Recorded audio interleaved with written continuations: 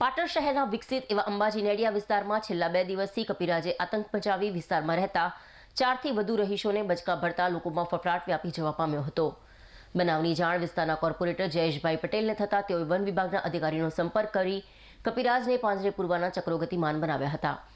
પાટણ શહેરના વિકસિત એવા અંબાજી નેડિયા વિસ્તારમાં છેલ્લા 2 દિવસથી આતંક મચાવતા કપિરાજે વિસ્તારમાં આવેલા અંબાજી મંદિર આજુબાજુની અંબિકા ટાઉનશીપ, રાજકમલ ટાઉનશીપ, રાધેશ્યામ બંગલો, શૈલજા બંગલો, શ્રીવિલા બંગલો તથા યશ ટાઉનશીપમાં રહેતા નાના મોટા વ્યક્તિઓ પર હુમલા કરીને બચકા ભરતા 4 થી વધુ લોકો ઇજાગ્રસ્ત બનતા વિસ્તારના લોકોમાં ફફડાટ વ્યાપી જવા પામ્યો છે।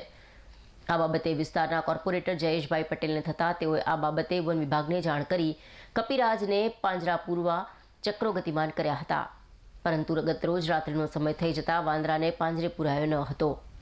ત્યારે આજરોજ સવારથી જ બનાસકાંઠા વન વિભાગની રેસ્ક્યુ ટીમ સહિત સ્થાનિક યુવાનો, પાટણ વન વિભાગ અને જીવદયા પ્રેમીઓના સાથ સહકારથી કપિરાજને ગેનનું ઇન્જેક્શન આપવા બાબત આબાદ રીતે તેને ઝડપી પાડી અંબાજી સોસાયટીના રહીશોને ભયમુક્ત કરવા બદલ સ્થાનિક આગેવાન અને કોર્પોરેટર જયેશ પટેલે વન વિભાગ અને જીવદયા પ્રેમીઓનો આભાર વ્યક્ત કર્યો હતો। મારા વોર્ડના અંબાજી નેડિયા વિસ્તારમાં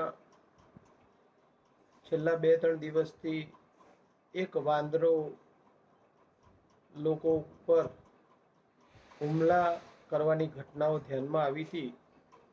પરમ દિવસે મારા મિત્ર અલ્કેશભાઈના દીકરાના ઉપર આત્મઘાતી હુમલો કરીને એને નુકસાન કર્યું। એમનો ફોન આવ્યો એટલે મને જાણ થઈ એટલે મેં તરત પાટણ જિલ્લા ફોરેસ્ટ અધિકારી શ્રીમતી બિંદુબેનને જાણ કરી।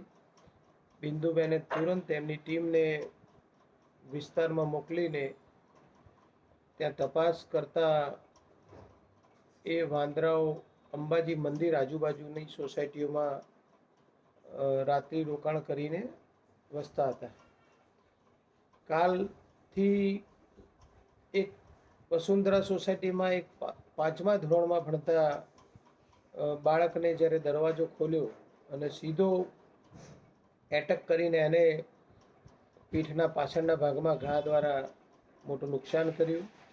સાથે સૌથી વધારે રાધેશ્યામ બંગલોમાં એક બેનને ઘરના એક અરીસા પાસે આવીને ઝાપટ મારતા એમનું વોશ બેસિન તૂટ્યું એટલે બેનને અવાજ આવતા બેન વોશ બેસિન જોવા માટે બહાર આવ્યા। જેવા બહાર આવ્યા એવા વાંદરાએ એમના ઉપર હુમલો કર્યો અને એમને ખૂબ મોટી ઈજાઓ પહોંચાડીને બંને હાથે નુકસાન કર્યું। સાથે એમના કપડાં ફાડી દેવામાં આવ્યા અને એમને તુરંત હોસ્પિટલમાં લઈ જઈ અને એમને ટ્રીટમેન્ટ કરવામાં આવી।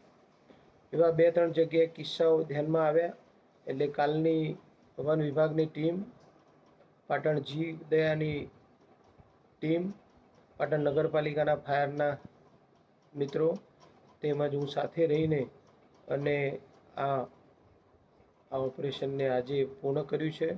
એને સવારથી અહીં અમારા વિસ્તારના કેટલાક યુવાનો સાથે પણ જોડાયા હતા અને શૈલજા બંગલો, અંબિકા ટાઉનશીપ, અંબાજી મંદિર, શ્રીવિલા બંગલો અને ચારે બાજુ યુવાનોને બધાને ગોઠવીને આજે સ્પેશિયલ વન વિભાગની બનાસકાંઠાથી એક ટીમ રેસ્ક્યુ કરવા માટે બોલાવી હતી અને એને બેભાન કરીને આજે એને પકડી લેવામાં આવ્યો છે।